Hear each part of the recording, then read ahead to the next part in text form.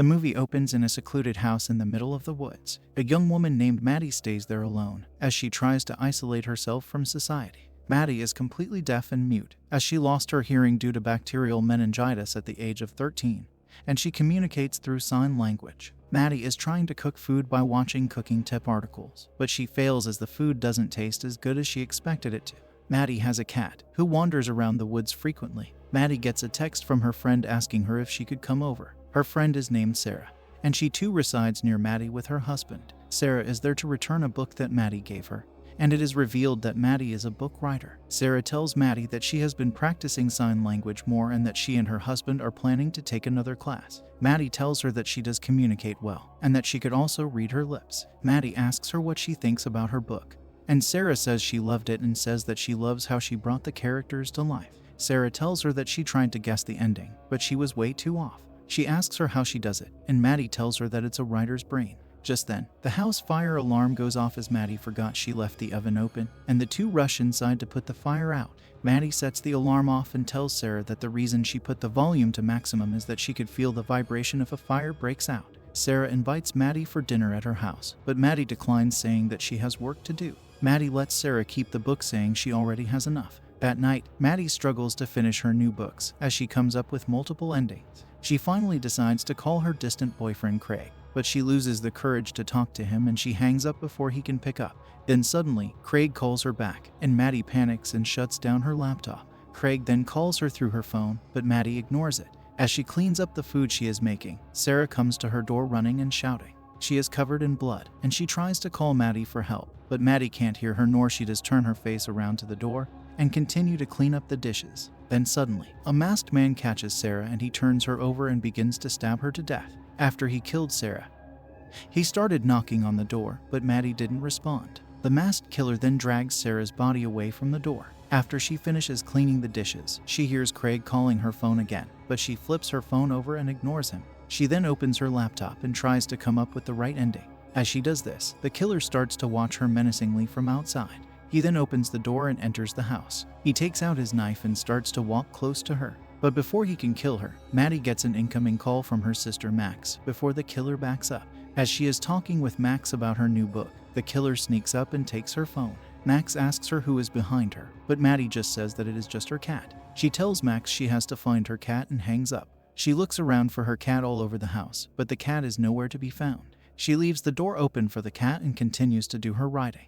Then suddenly, a picture gets sent to her from her phone. When she opens it, it is a picture of her that was taken very recently. She slowly walks up to the door to find the killer standing in front of her, and he shows her that he has her phone. Maddie then rushes to the door and closes it before the killer can enter the house. He tries to enter through the other door, but it is already locked. She rushes to her laptop and tries to call 911, but the killer manages to cut off the whole power of the house. When she tries to connect with Sarah's Wi-Fi, it is locked and she doesn't know the password. The killer then goes over to her car and starts to pop her tires one by one. Maddie starts to panic, as she has no way of escaping. She takes out her lipstick and starts to write a message to the killer on her door. She turns her flashlight on for the killer to read. The killer then appears on the door, and he begins to read it. She tells him that she won't tell anybody because she hasn't seen his face, and that her boyfriend is coming over soon. The killer then stands up and takes off his mask, showing his face to her. He asks her if she can read his lips, and she nods yes. He tells her that he can come inside and kill her anytime he wants, but he is not going to until he makes her wish she is dead. Maddie then goes over to the kitchen and takes out a kitchen knife and a hammer. She goes to her bedroom and barricades herself inside. She then notices a shadow through her window, and she opens it to find the killer holding Sarah's corpse. Maddie then rushes out of the room and starts to cry helplessly. She then remembered when Sarah put her phone inside her pockets, and Maddie rushed to her bag and took out her car key. She tries to open the car, but it doesn't work as she is way too far. She opens her door and unlocks the car, which sets the car alarm off. She waited for the killer to go to the car before she ran to her bedroom and opened the window. She starts to check Sarah's pockets for her phone. Unfortunately, the killer finds her and attempts to catch her, but she closes the window on his hand. The killer starts to overpower her, but she quickly picks up her hammer and strikes his hand before she closes the window. The killer then rips Sarah's clothes and tends to his wound. He then reveals to Maddie that he already has Sarah's phone.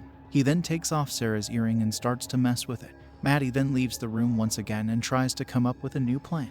Maddie then hides from the killer when he looks for her through the window and waits for him to go to the back of the house before she opens the door and goes outside. The killer looks for her in the house but doesn't find her. She then hides under the stairs when the killer comes in her direction.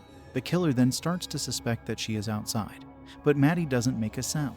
When the killer leaves, Maddie starts to make a run for it, but the killer shoots at her with a crossbow and misses her. As he starts to reload, Maddie starts running back to her house, and she manages to close the door before she gets shot. After the killer leaves, Maddie goes upstairs and tries to escape through the window. And as she attempts to climb her way down, the killer finds her and shoots her in the leg with his crossbow. The killer then starts to climb toward her, but before he could catch her, Maddie strikes him in the face, making him fall. She takes his crossbow and tries to shoot him, but it is not reloaded. She then rushes back to the window and closes it before the killer catches her. Maddie then goes downstairs to the bathroom, and she starts to painfully tend to her wound. After she is done, she starts to reload the crossbow, but she fails as it needs strength to put the arrow inside. Outside, Sarah's husband John comes knocking at the door, but Maddie doesn't hear him. He then sees the message Maddie wrote. As he attempts to call the police, the killer shows up acting like a cop. He tells John that there is a fugitive in the area, and tells him that the suspect knocked him out, and when he woke up his radio, badge, and gun were missing. He asks John for his phone so he can call for backup. John gives him his phone and the killer acts like he is calling the police station. As they are talking, John sees the killer's wound on his hands, and when he asks him about it, the killer lies and says that the man who knocked him down did it. The killer then tries to put John's phone in his pocket, but John asks for his phone back. As the killer takes the phone out of his pocket, Sarah's earring falls off, and John sees it. John asks him if he received the call from Maddie's house, and the killer says yes. John tells him that Maddie would have not made that call because she is deaf and mute, and the killer says that it must be Sarah, and John starts to suspect him. Inside, Maddie is still trying to reload the crossbow, but she still can't do it.